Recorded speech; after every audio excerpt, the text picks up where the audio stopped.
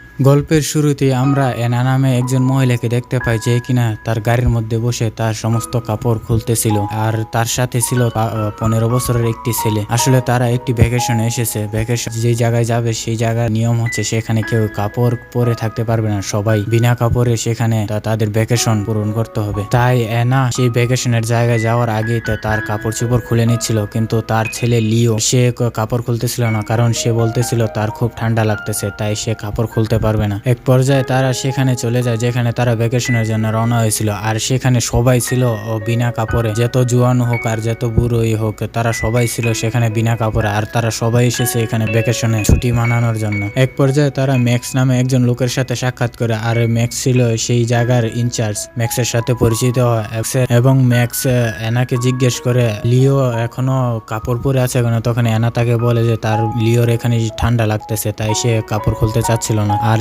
লিও ছিল অনেকটা লাজুক। এক পর্যায়ে এনা যায় তাদের ক্যাম্পে লাগানোর জন্য, কিন্তু লিও সেখানে দাঁড়িয়ে দাঁড়িয়ে দেখতেছিল। আর এনা একা একা ক্যাম্প লাগাতে পারতেছিল না, তাই এনা ক্যাম্প ছেড়ে এসে লিওর সাথে শয়তানি করতে থাকে এবং লিওর কাপড় খোলার চেষ্টা করে, কিন্তু লিও কাপড় খোলে না। এক পর্যায়ে রাত হয়ে যায় এবং তাদের ক্যাম্পও তৈরি হয়ে যায়। রাতে যখন তার মা অন্যদের সাথে আড্ডা করতেছিল তখন লিও ক্যাম্পের মধ্যে একা একা শুয়ে সেগুলো দেখতেছিল, বাইরের মধ্যে মানুষ কি করতেছে সবকিছু সে দেখতেছিল এবং ভাবতেছিল কোথায় এসে পড়ছে। পরের দিন সকালে যখন তার ঘুম ভাঙে তখন সে দেখে যে তার ক্যাম্পের সামনে একটি মেয়ে আসে যার নাম থাকে ললিতা। আর ললিতার বয়সও সেম লিওর মতো 15 বছরের মেয়ে ছিল। সেই মেয়েটি এসে লিওকে রিকোয়েস্ট করে বাইরে এসে তাদের সাথে খেলা করার জন্য, কিন্তু লিও না করে দেয়। এক পর্যায়ে ললিতা তাকে মানানোর জন্য তাদের ক্যাম্পে হাত দেয় তাকে বাইরে আনার জন্য, কিন্তু লিও ললিতার হাতের মধ্যে কামড় মেরে দেয় এবং ললিতা সেখান থেকে চলে যায়। বেশ কিছুক্ষণ পর যখন লিও তার মাকে খুঁজতে যায় তখন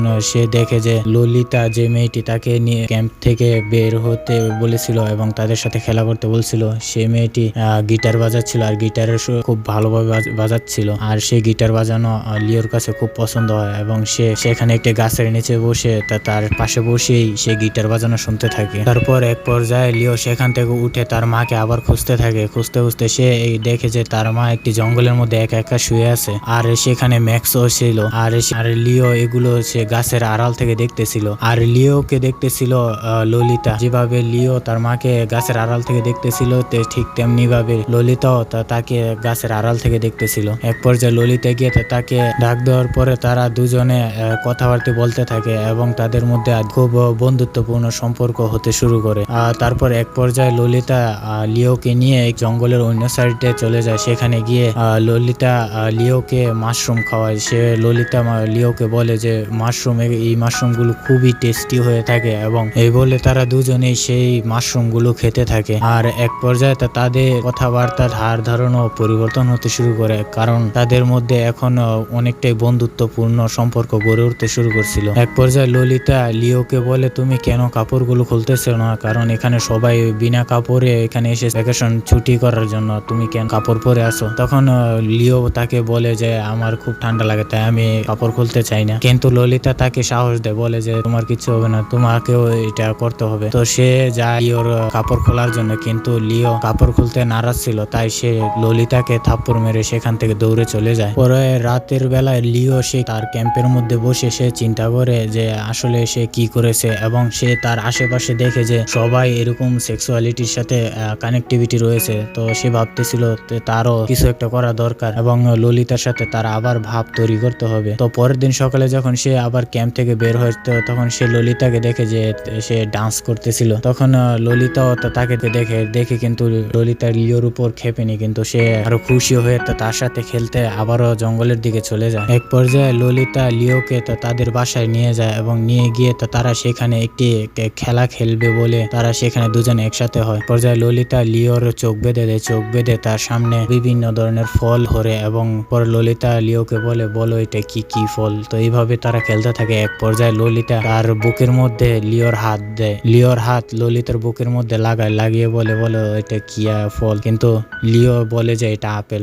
তখনও সে বলে নাই যে এটা তার ললিতার ব্রেথ। তারা এইভাবে কিছুক্ষণ খেলতে থাকে। খেলার পর এক পর্যায়ে লিও তার পুরো কাপড় খুলে ফেলে, আন্ডারওয়্যার ছাড়া, আর তার বাকি সব কাপড় খুলে তারা বাইরে যায় খেলার জন্য। আর ললিতা এই দেখে খুবই খুশি হয়। এক পর্যায়ে তারা আবার যায় জঙ্গলের মধ্যে যে মাশরুম খোঁজার জন্য। তবে জঙ্গলের মধ্যে গিয়ে তারা মাশরুম খুঁজে এবং সেখানে তারা অনেক আনন্দ করতে থাকে এবং এক পর্যায়ে তারা সেখানে ইন্টিমেট হওয়ার চেষ্টা করে, কিন্তু ইন্টিমেট হয় না। আর তাদের মধ্যে এখন অনেকটা গার্লফ্রেন্ড আর বয়ফ্রেন্ডের মতো ভাব তৈরি হয়ে গিয়েছে। আর এখন অনেকটাই ভ্যাকেশনের ইফেক্ট শিথিল হয়ে আসছিল, কারণ এখন আর বেশিরভাগ লোকই বিনা কাপড়ে থাকে না, সবাই ধীরে ধীরে আবার কাপড় পরে থাকতে শুরু করেছিল। তো এক পর্যায়ে লিও সেই মাশরুমগুলো জঙ্গল থেকে নিয়ে আসে, যে মাশরুমগুলো ললিতার সাথে সে জঙ্গলে খেয়েছিল। তো সেই মাশরুমগুলো নিয়ে এসে তার মার সাথে খায়। একসাথে তারা দুজনে খুব মজা করে খায়। অ্যানা লিওকে বলে এই মাশরুমগুলো খুবই টেস্টি, এগুলো কোত্থেকে এনেছো? তখন সে বলে ললিতার সাথে আমি জঙ্গলে এগুলো খেয়েছিলাম। সেদিন রাতে যখন তারা ঘুমাতে যায়, তো তখন লিওর মা অ্যানা সে বিনা কাপড়ে লিওর সাথে ঘুমিয়ে পড়ে এবং স্বপ্নে পড়ে সে লিওকে স্বপ্নের ঘুমের ঘরেই বলতে থাকে তার ব্রেথ টিপার জন্য। তো লিও তার কথা শুনে তার ব্রেথ যখন টিপতে যায়, তখনই অ্যানা আমের ঘর থেকে তাকে ধাক্কা মেরে সরিয়ে দেয় বলে তুমি কি পাগল হয়ে গিয়েছো? তখন লিও বলে তুমি তো আমাকে বলতেছো যে তোমার ব্রেথ টিপার জন্য। তো সে বলে তুমি পাগল হয়ে গিয়েছো, তুমি এখান থেকে যাও। অ্যানা এইভাবে বলে দেয়, কিন্তু অ্যানা তখনও তো সে ঘুমের ঘরে ছিল এবং সে ঘুমের ঘরে সে মাস্টার ব্রেড করতে শুরু করে। তখন লিওর কিছুটা সন্দেহ হওয়ার পরে সে সেই মাশরুম গুলো নিয়ে ম্যাক্সের কাছে যায়। ম্যাকে জিজ্ঞেস করে এগুলো কি ধরনের মাশরুম? তখন ম্যাক্স বলে এটা কোনো মাশরুম নাই। তখন লিওর আর বুঝার বাকি থাকে না যে তার মা এই মাশরুম খাওয়ার পরেই সে উল্টাপাল্টা দেখতে শুরু করছে। তখন সে দৌড়ে যায় ললিতাকে বলার জন্য যে এই মাশরুম গুলো